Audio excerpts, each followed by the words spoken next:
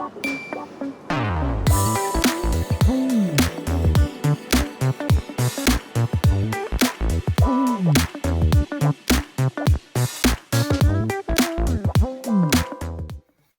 afternoon. I'm Lucia Gomez, your host tonight for Critica NYC. For those of you who don't recall, we had Raquel Batista, the Critica NYC founder and previous host, retire slightly, I would say, to become the new commissioner of immigrant affairs for the mayor's office in New York City. And so we're really excited that she's taking a lead role in ensuring that our immigrant communities throughout the city of New York have access and voices are being heard. And so we congratulate her once again for that. Tonight, I'm going to be hosting tonight's show and having a conversation with Juan Ignacio Rosa. He is the Director of Civic Engagement at the NALEO Educational Fund, NALEO, the National Association of Latino Elected and Appointed Officials. Thank you so much, Juan, for joining me tonight. Thank you so much, Lucia. I am very happy to be joining you. I'm very happy to talk about what we're going to talk about. And I'm very honored to be on Commissioner Batista's show. So wishing Raquel all the best personally and professionally in her new endeavors. That's awesome. Thank you so much, Juan. I know that we're definitely going to be having a great conversation in the next hour or so to talk a little bit about what power is, what your perspective is, and we can, I'm sure, have a very interesting dialogue on all the dynamics that are happening in what's supposed to be a chill summer after a very robust primary, but definitely not so, especially not after a hard 2020. But, I want to make sure that we highlight that you are now the National Director of Civic Engagement for the National Association for Latino Elected and Appointed Officials. And that's like a great thing. I mean, I've been working with NALEO for the last, I want to say, almost 25 years. Amazing work with Arturo Vargas as the Executive Director.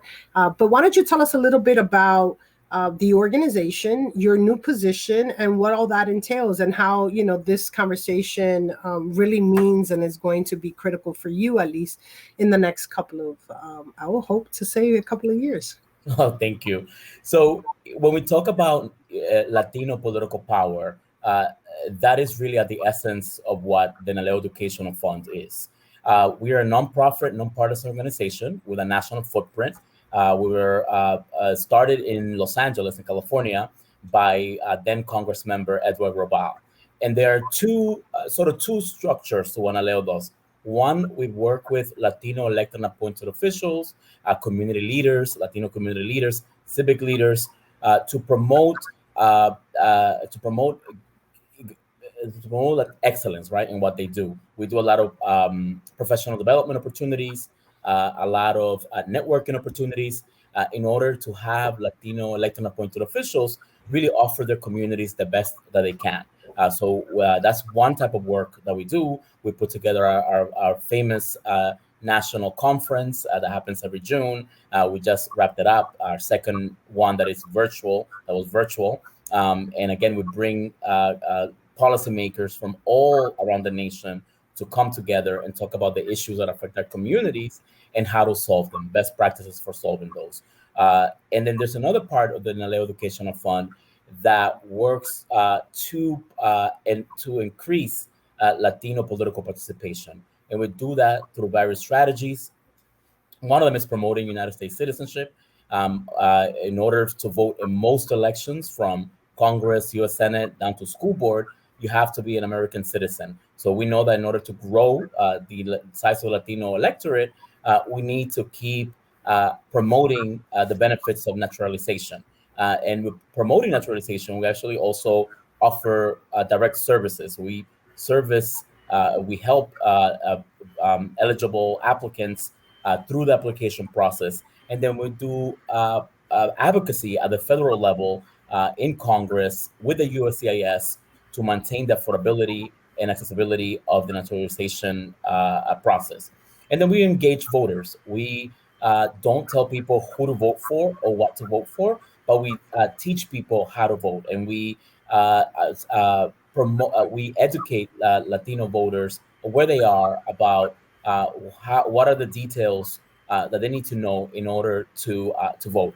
As you know, right here in New York City, recently We had the first time implementation of ranked choice voting, and that for us was a big campaign, working together with a lot of good partners in the field, like Latino Justice, like Hispanic Federation, Dominicanos USA, Common Cause New York, and even LACLA, the Latin American Labor Coalition, to get the word out about how to use ranked choice voting.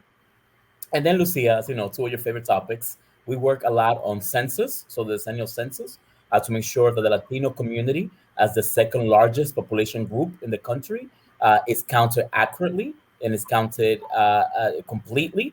And then we also, following census enumeration, we do work on redistricting. And redistricting right here in New York kicked off today with the first public hearing from the Independent Redistricting Commission. So I will hope to engage you more in that conversation as we go. Well, for one, I want to make sure that anybody who's watching this understands that the grand importance of having organizations that provide support to newly elected officials, to, having mentors amongst, elected officials outside of New York City, but across the country that have had Latino political power perhaps for many, many more years, and definitely have Latino mayors, and we have a senator out in Nevada. We have congressional people in California, in Texas, in Florida, right? In so many places, we have a senator, for whatever it's worth, two senators, Ted Cruz and Michael Rubio. So there's a lot of strength when it comes to having elected policymakers who develop laws and legislation. And so having a support like organizations like NALEO, who track issues, who produce sometimes even policy papers, and have conferences. I think it's really important that the viewers understand that there's resources out there as well for anybody who plans on running for office, who simply wants to understand the political power, of their votes, and that process, or someone as an entry point who wants to assist in getting someone in their family naturalized, and the importance of having people actually become U.S. citizens. NALEO has like the diversity, right, of all that kind of information and assistance. The hotline that you guys use during, election day, as well as with the citizenship stuff. I think it's critical that folks go to naleo.org, right? Just making sure that I don't forget at the end to ensure that people use it. I know that my first experience with NALEO was a campaign candidate training school that we ended up bringing into New York City in 2000, I want to say.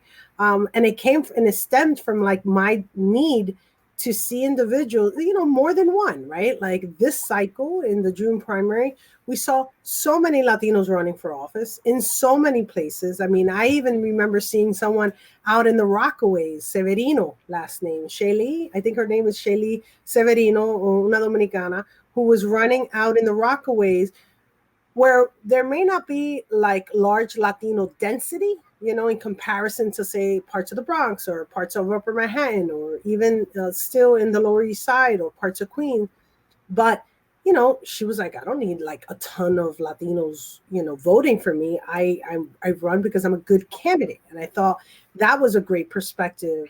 It wasn't just having the Latino electorate turn out and vote, and you need a majority of Latino electorate to win. You see Tiffany Caban in the seat that she just won in Queens, not having a large electorate. So, you mentioned, the importance of growing the Latino electorate. I'm curious, right? Outside, and we're going to have this discussion about what it means with power. And we're going to begin with power as it pertains to being able to elect individuals that will, that look like us, right? That understand, the trials and tribulations of being a Latino in this country, and both immigration and being born here, and the cross sectors of all that.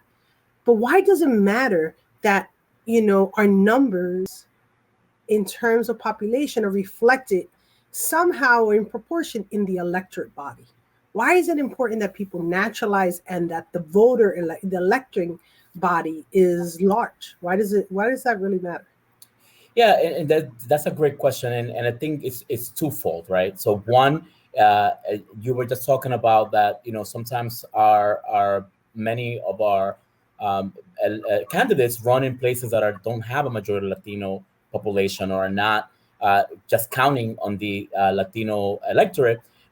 But when there is an electorate that has a large size, they tend to elect people that represent the community in terms of background, ethnicity, or whatnot. So we kind of take it for granted, I would say, in New York City sometimes. But the world outside New York City looks very different, right? So it's important that we keep opening up opportunities for the Latino community to become the Latino electorate and choose members of the community to represent them in the halls of power.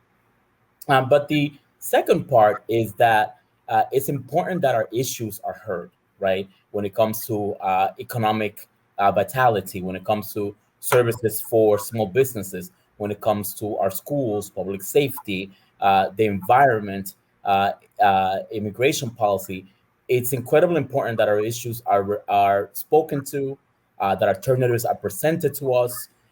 And the way that you do that is by having, again, a sizable Latino electorate, right? Both parties have been a little negligent in their engagement of the Latino community. Sometimes they will approach the Latino community with one size fits all sort of approaches, not knowing that there's a huge diversity in the Latino community. There are Cubanos, there are Puerto Ricans that don't face, for example, immigration issues. There are Dominicanos or Hondurans and Mexicanos that have different experiences and different issues to be dealt with, right? So sometimes both parties have been negligent about approaching the Latino community and talking to us about our issues beyond immigration, right? So that's why it's so important that the number of Latino voters keep growing. The more we grow, the more that political parties, political candidates take the community into account and invest in our small businesses, right? Invest in our community newspapers and other ways to get the word out, right? Because they think, well, we need to get the Latino community. We have to invest in what they get the news and what they get the information. We have to talk to their issues. And the second part, because again, we have the opportunity to elect members of our community to positions of power. And Juan, I'm going to play with this a little bit, right? Because for some reason, we've been trained for a very long time, both parties, right, to tell us that if we are a certain number, we're the majority, therefore we can control stuff, we can dictate things, right? If we're the majority. And yet, many instances, people who are not the majority can get elected and represent Latinos all the time. It happens. Or a very small segment of the minority, and in this case, I mean minority numerically, and not necessarily the way we talk about it in race discourse. But you have sometimes a very tiny population holding a very big bat and, being able to sway a lot of messaging, even sometimes of our Latino elected officials. I think it's interesting. We should think about this, right? How is it that we've been trained to believe the majority rules? And in so many instances, when we're the majority, rules change, or, our lack of activism, our lack of organizing, our lack of being front and center to make our voices heard, sometimes makes it seem as if we're much smaller than who we really are, And so I'm not sure if you've seen that. I know that I've seen that. I saw that in the primary, so many times, in a gentrified neighborhood where we're seeing people coming from all walks of life, in a majority Latino seat, Anglos being elected and less numbers, but that happening. I don't think I can definitely say that right now that I saw that in this election, but doesn't mean that electorate doesn't have huge sway over that person who gets elected. So sometimes I wonder, we can carry so much weight and power without necessarily being the largest in numbers, right? But perhaps let's take a look at what's going to happen now when we get the census numbers, and let's talk a shift to redistricting. But I want people to pay attention to that, right? We've been trained by every party that we have to be the majority of the electorate in order to get the kind of support for our Latino candidates and for elected officials. And that's not the case for everyone else. And we see that happening all the time. And somehow, we're such good foot soldiers that we kind of follow the ways, that have been set, or the parameters that have been set for us. So how does that change? How does all that going to get played out now with the redistricting process and the role that, numbers are going to play for setting the table for the next 10 years, essentially, for political power? Yeah. And we are going into a very uncharted territory, Lucia, this redistricting cycle, or these redistricting cycles, where there are going to be various processes. This is the first time that we are getting the census results so late. We're going to get a preview of data on August 16th with the release of legacy data, and the definitive data that we're going to be using as community organizations to do mapping, to community mobilization. We're going to get that on September 30th, right? So break that down a little bit, because you say legacy data, and legacy data just means, the data that's really raw, that all the number crunchers are going to be able to manage, and elected officials with sometimes millions of dollars will be able to use taxpayer money to redraw the lines. Why don't you, and I think it's important to break down redistricting, what is it, and why it only happens every 10 years, and why we have to now wait for, census data, and how that really impacts regular people, that they may not be paying attention to those details the way we are. Yeah, so the reason why we do the census every 10 years, the decennial census, is actually for redistricting. The most essential, most important, more priority reason for doing our decennial census is every 10 years to give lawmakers or give commissioners who get appointed to redraw political lines. And the reason is because we have, in our federal level, we have 435 seats, and we know that states from decade to decade change. Some states grow, some states population diminish, as is the case, for example, in New York, which this is not census data, but these are more public data that are out there, points that, for example, New York is a country in the nation that has lost most population in the last 2 to 3 years. And that affects how many seats we're going to have in the House of Representatives. And we are losing 1 seat, right? So it says, just so that we get this, right? There's 435 pieces of the congressional puzzle. 435 lawmakers in the Congress, U.S. Congress, right? Takes away from the 100 senators that we have. We know automatically 2 people per state get a U.S. Senate seat. Mm-hmm. But in Congress, 435 seats get divvied up based on total populations by each state, right? So aquí, from the get, we're talking about the division of political power and economic resources that come from the federal government to the states based on census data. And this only happens every 10 years because the U.S. Constitution, right, requires apportionment to happen. Now we're at a stage where New York still hasn't gotten its data. It's going to get it late this time because of the pandemic, right? Mm-hmm. What now happens, Juan? Yes. So, and not only is the census data late, we're also dealing with a new process for redistricting in New York State. So, prior to this year, and since the 1960s, we've been doing our redistricting through the state legislature.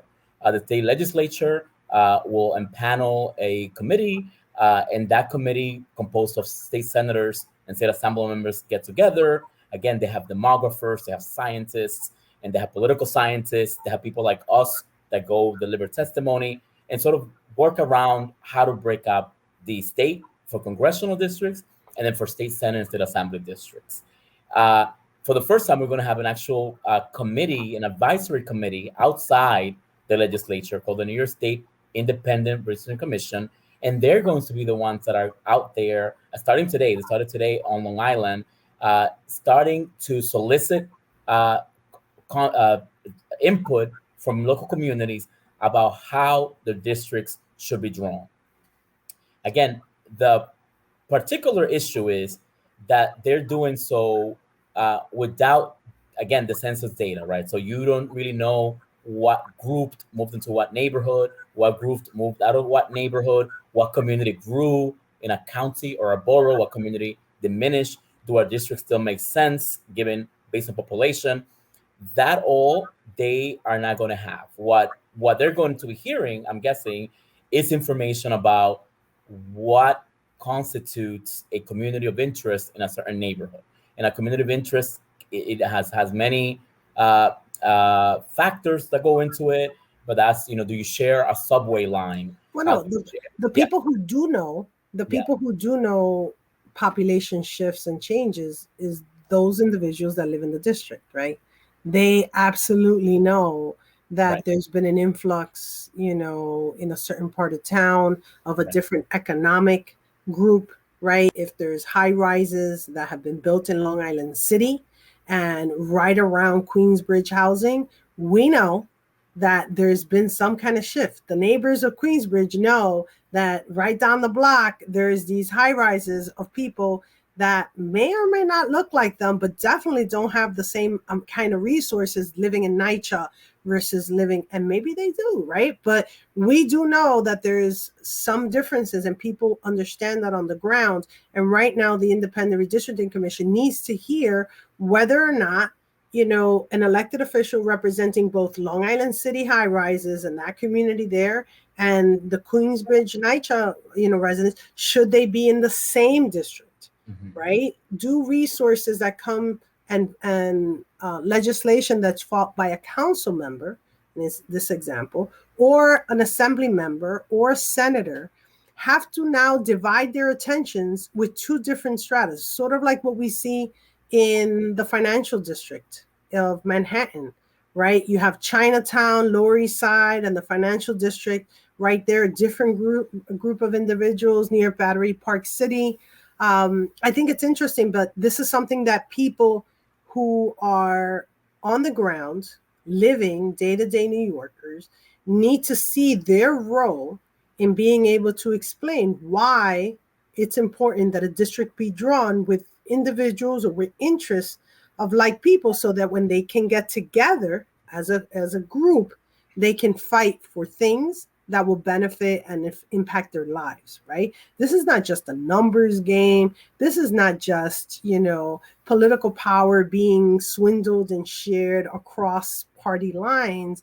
These are real lives and livelihoods of people and their issues that may or may not, get addressed as a result of so many different interests being pushed by the electorate, by the residents of a district, if that district does not reflect the commonalities that sometimes are critical to ensure that voices and issues of common interest of the majority get heard by an elected official.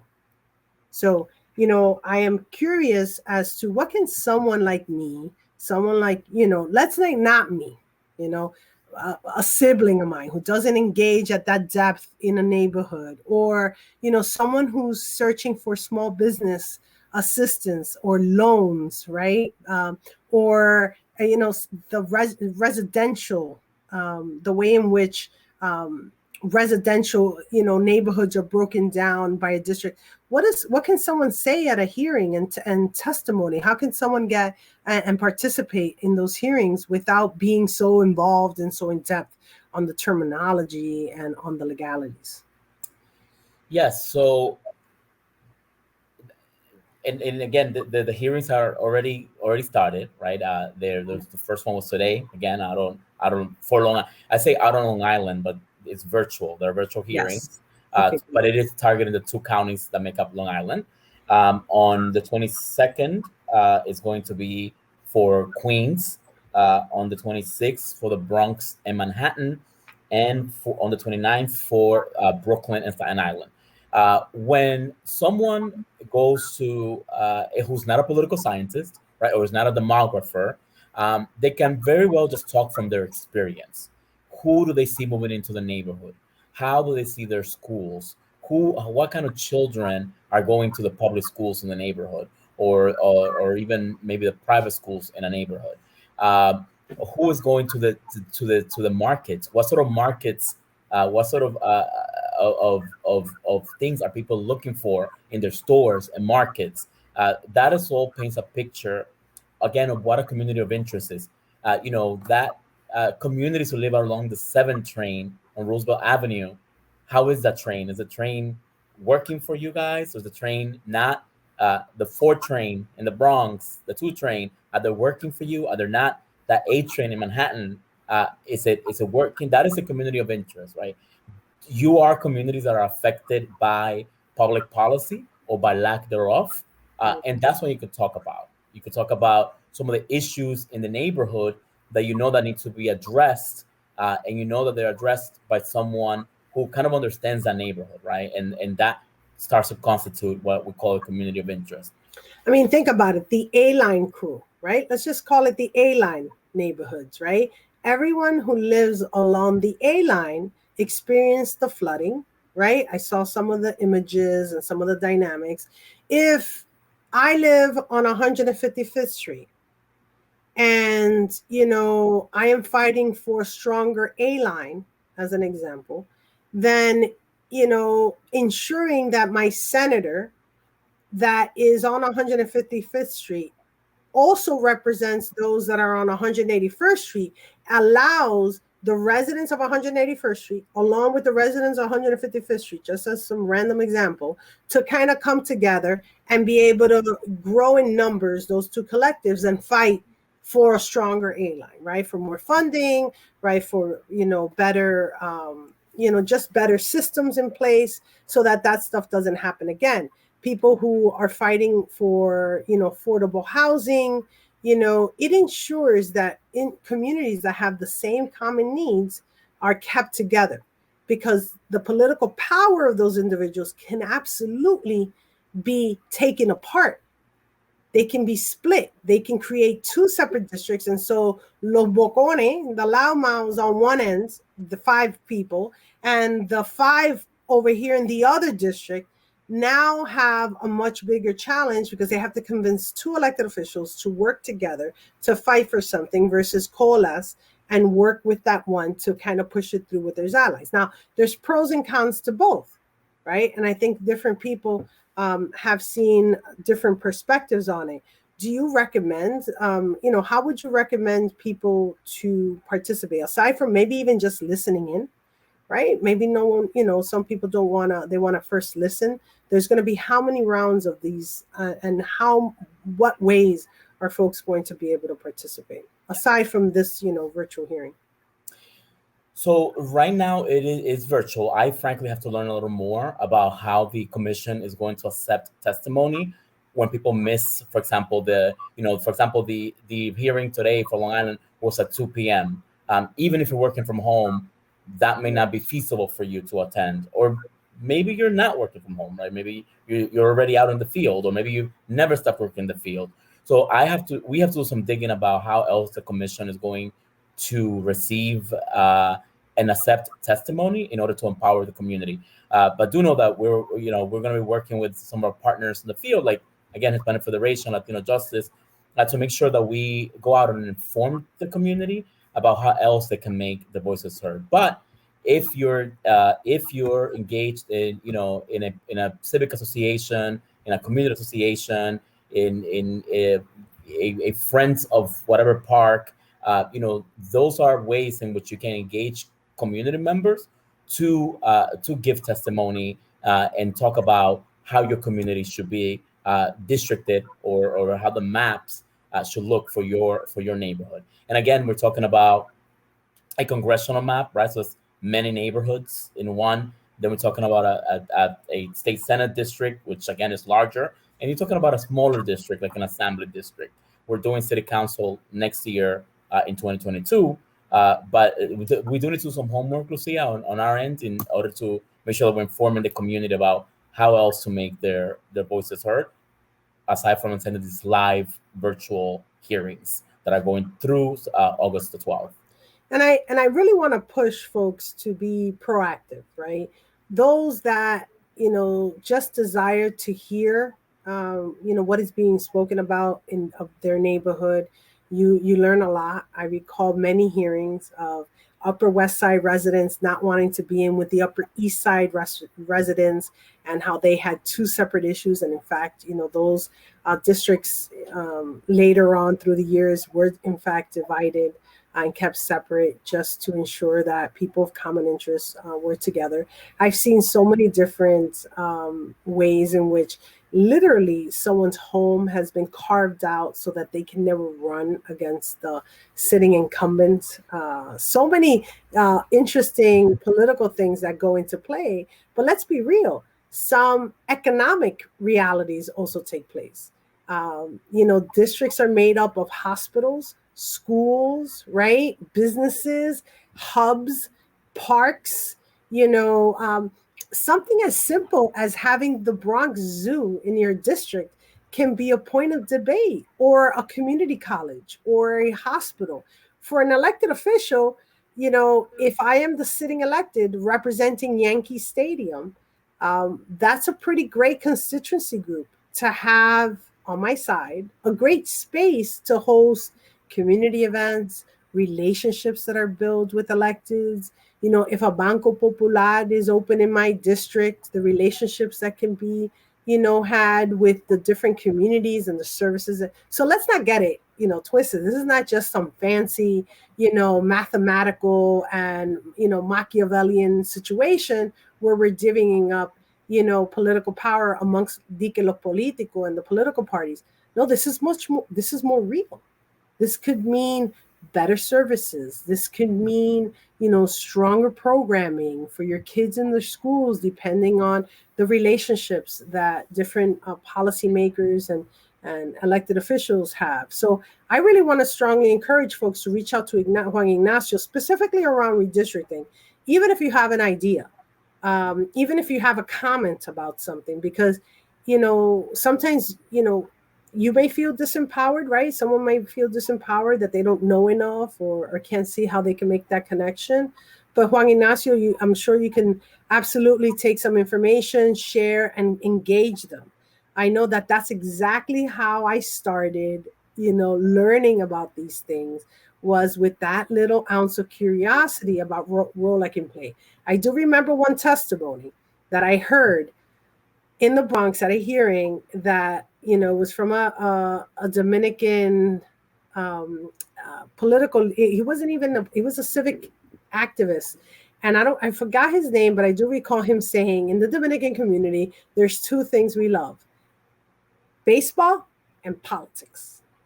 And I laughed because he testified about the importance of the Bronx having more Latino representation and ensuring that Latino communities are kept intact and the whole nine.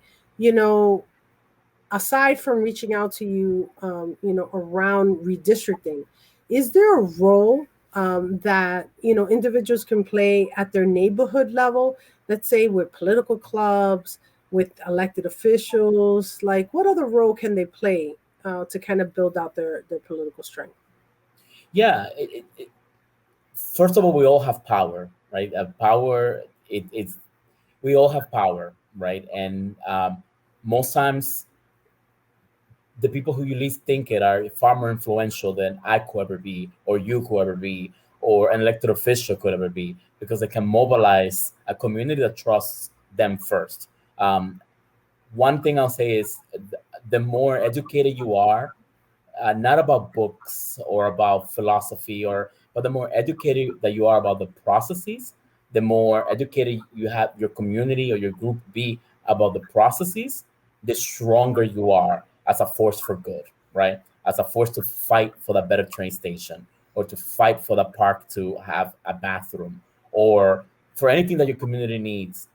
If you understand the process, you're able to participate better. And you do have organizations, not just like the Educational Fund, but again, I keep bringing up organizations like Latino Justice and Federation, the Dominicanos USA, because we work together, and our goal is to talk to exactly to the person who Lucia just mentioned, right? You're in your neighborhood, you have a church group, you have a domino group, you have a basketball league, you have a women's monthly meeting, whatever, in whatever way it is that you create networks and you socialize.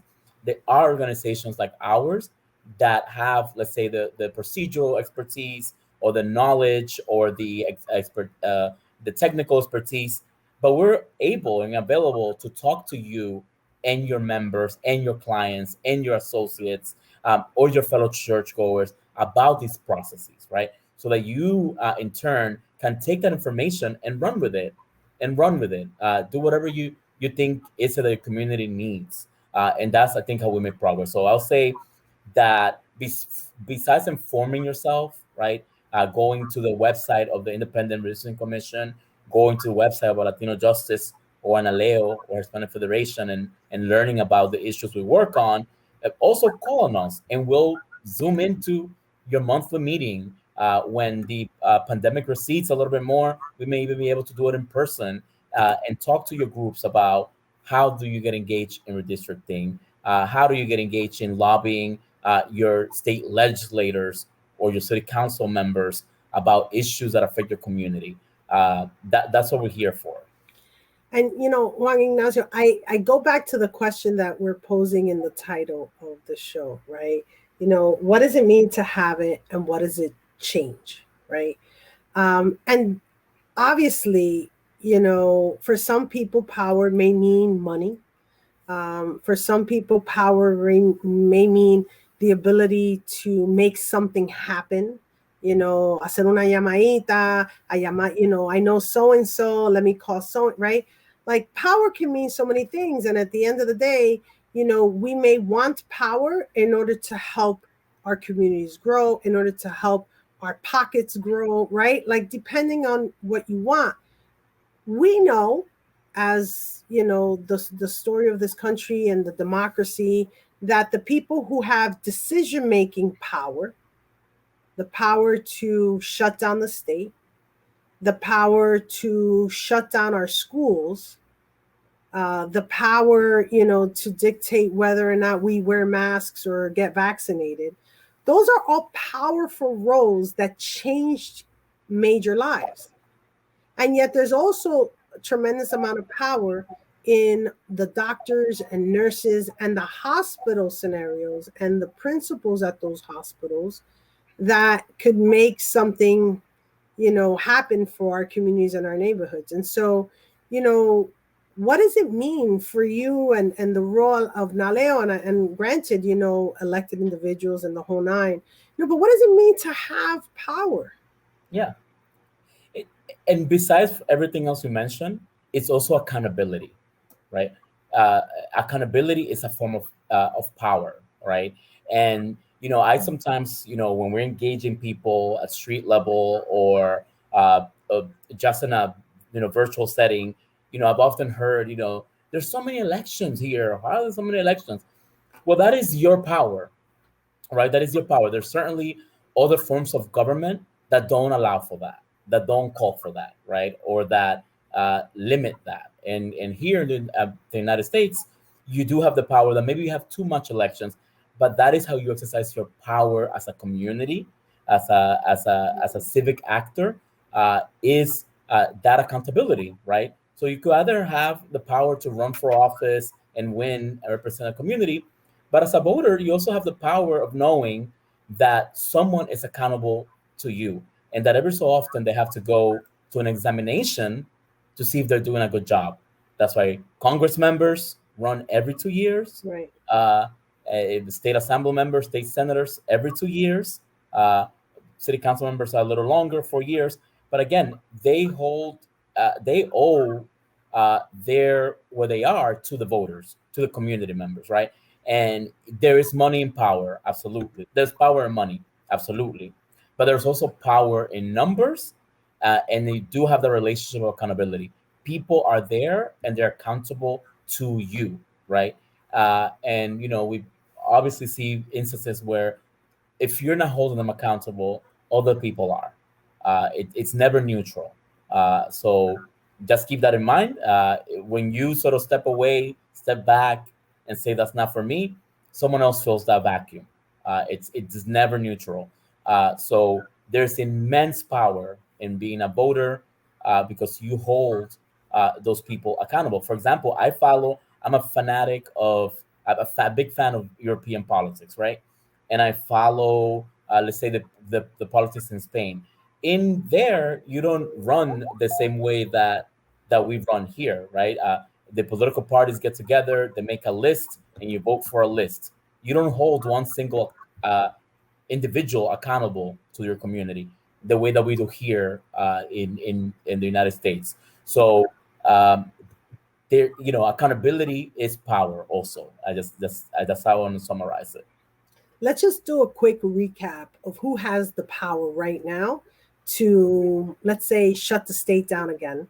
Again, shut down the schools. If this, new variant of COVID is actually, going to impact the way, we hope not. We hope, people are doing the right thing and getting vaccinated if that's something that, you want to do or you feel is extremely important, the way many of us encourage. I encourage it. I got vaccines.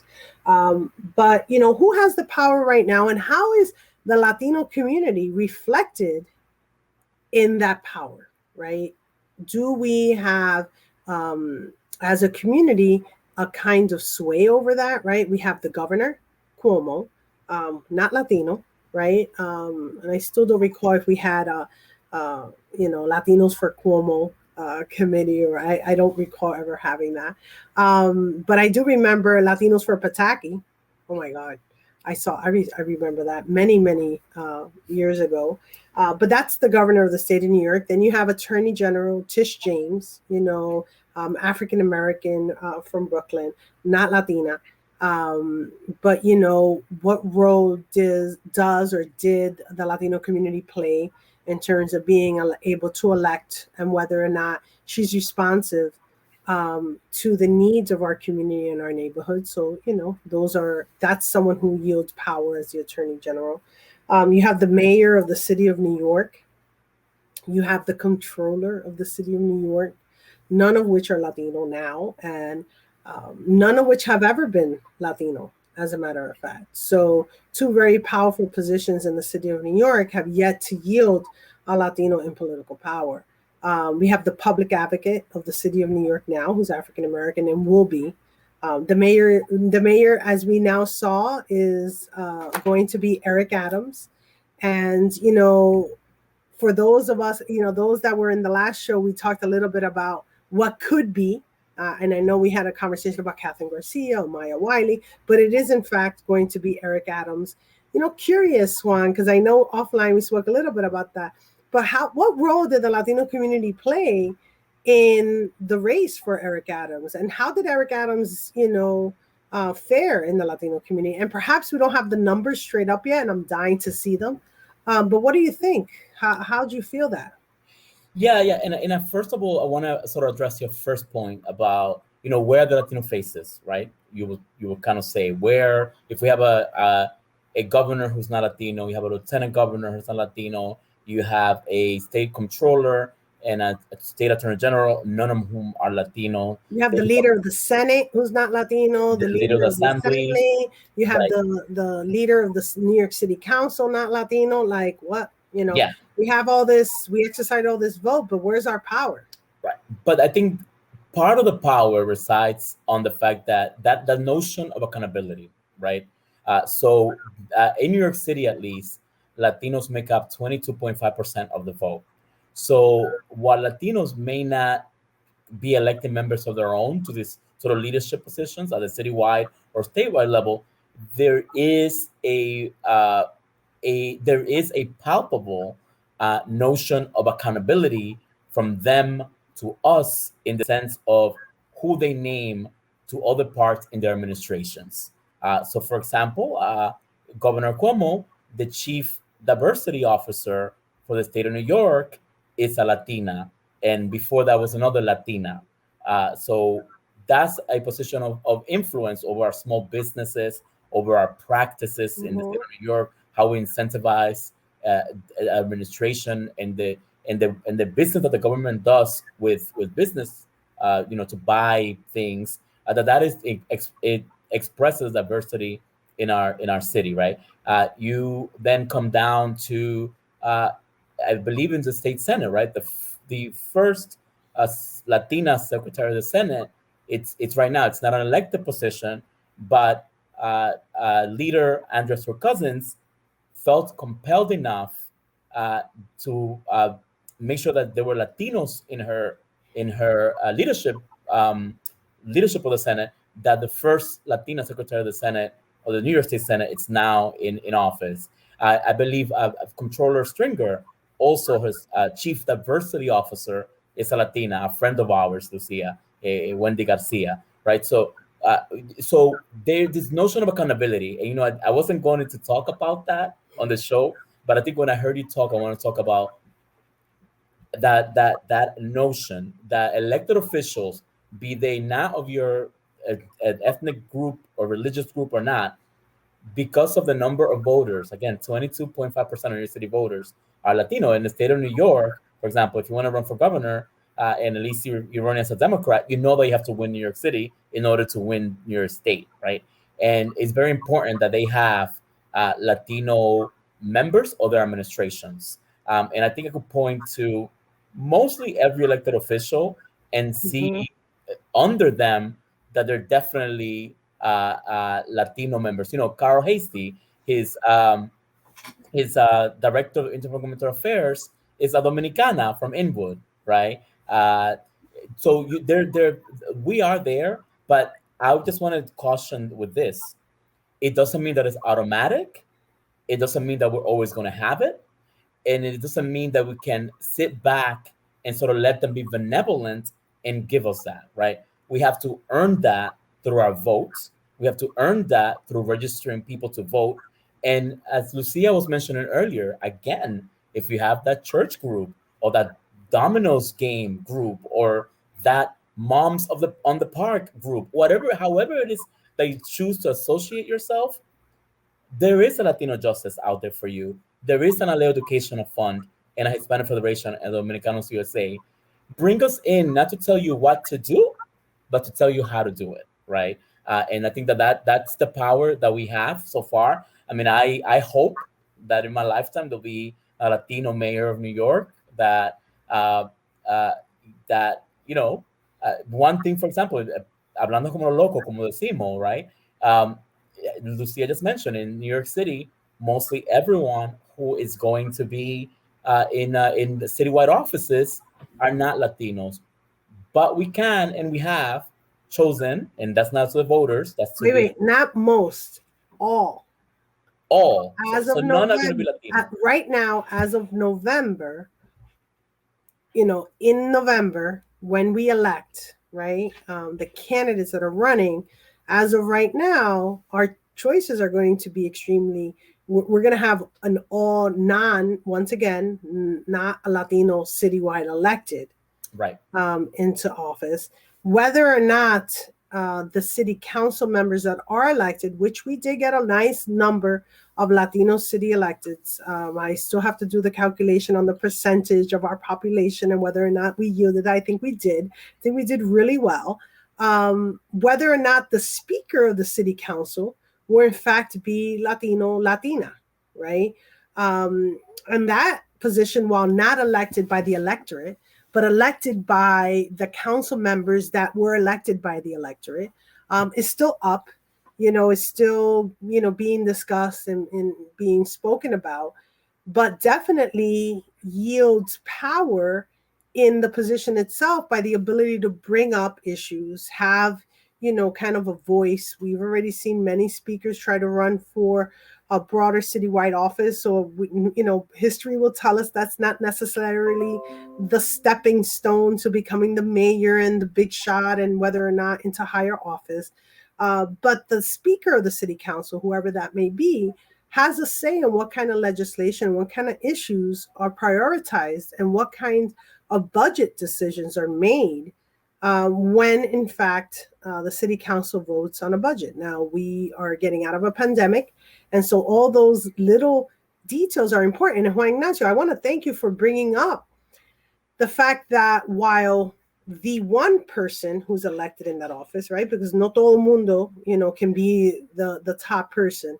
It is critical that they recognize the importance of having Latino leadership in the different decision-making roles within an administration.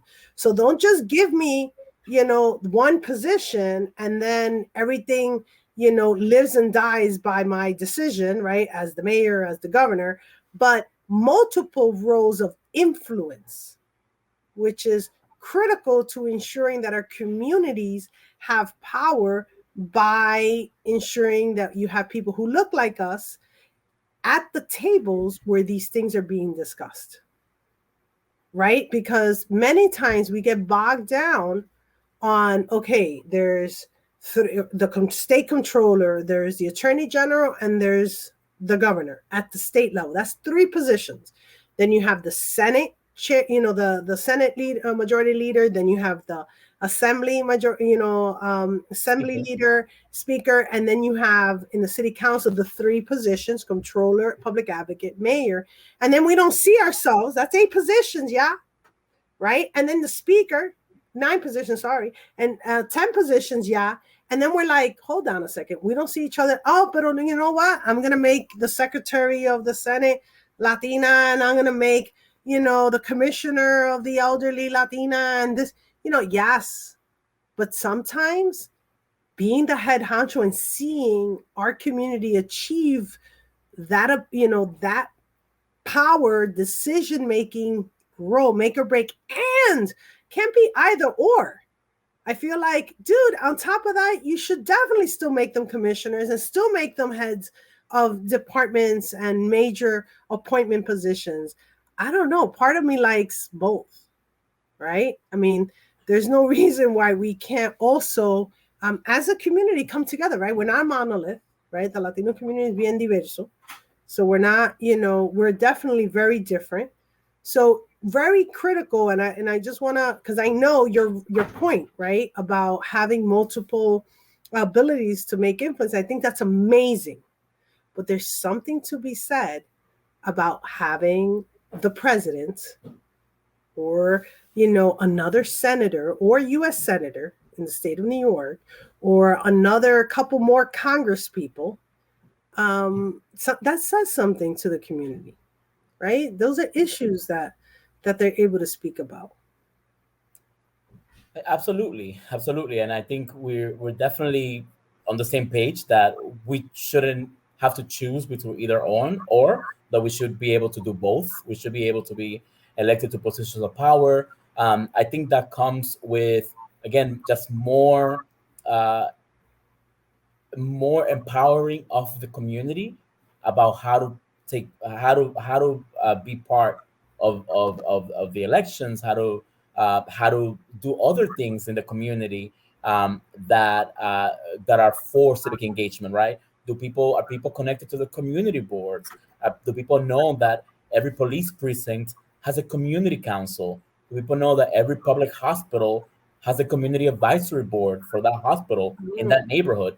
And those are things for which you don't even have to be a U.S. citizen to be a member of, right? Or even, there's no immigration status requirements or anything like that. And those are positions of considerable power, believe it or not, in our local communities. The education department, after the Bloomberg years, when we got rid of the school board, they were the creation of community education councils, or CECs, for every school district, right? PTAs in the schools, our parent association, parent associations, they have district-wide parent association councils. That's right? right. So there are multiple ways in which our community members can be engaged and even start to train themselves about what it means to represent others. Right? We live in a representative democracy. We don't live in a dictatorial democracy. We represent the leaders that we choose. They represent us. They don't own us or anything like that. And there's a certain level of sophistication that comes to representing people. In Aleo, we work a lot on those competencies, on those skills through our membership services. But just in closing, we definitely think, Lucia, that the future means that we should be going for those administration posts, right? We, for example, at the federal level, working with the Biden administration, we have our Mirror America campaign that is forcing the administration, not forcing, but working with the administration to hire Latinos to key positions. In Congress, we're working with an initiative called Staff Up Congress to ensure that we're lining up our Latinos to become chief of staff in congressional offices, legislative directors. Those are positions of power as well. We're doing the work at the federal level. If there were a coalition here in New York, I'm sure we'd love to work, at the state level. But yes, I think in some, we should definitely be going for both, for being the representative and also working for the representative at a high level. I mean, I really want to encourage anyone that's watching, one, to send a resume to Juan Ignacio if you've got it, if you're looking, if you want to be a part of maybe working with an elected or working in, in different ways of engaging people civically. I think it's critical that if you're interested or, you want to be a part of ensuring that communities have power and that you want to help bring about the change that is yielded as a result of being at those tables and changing public policy or bringing about, raising issues, sometimes something so simple as raising an issue at a table. I was just, having a conversation about the fact of how much New York Presbyterian Hospital charges, the different healthcare funds for services that in many instances forces people to have those services out of network, which means more people like you and I who have those health coverage have to pay out of pocket for those services because, New York Presbyterian charges too much money to some of those healthcare funds. And I was like, wow, but that means so many of our families that live near that particular chain of hospitals are impacted in a very negative way, right? And sometimes we don't recognize how important it is to stop it in the moment, being at that table, being in the discussions around the way little things like that are negotiated can make the difference between whether or not I get a service at a hospital, whether or not my wait times are such, whether or not I choose to get a service done, and sometimes could mean life or death in certain situations. So, I think it's really great that, you highlighted the importance of having influence, which influence and power sometimes, definitely yields power in so many instances. But at the end of the day, what does it change? Right. And I want to give you that final word because, I asked this in the last, what does it matter if you, conozco fulanito de tal, and I know so-and-so, and what does it matter to know these people? What does it matter to get them elected? What does it matter? How does it impact people's lives? And I just want to give you the final word on that before we close out.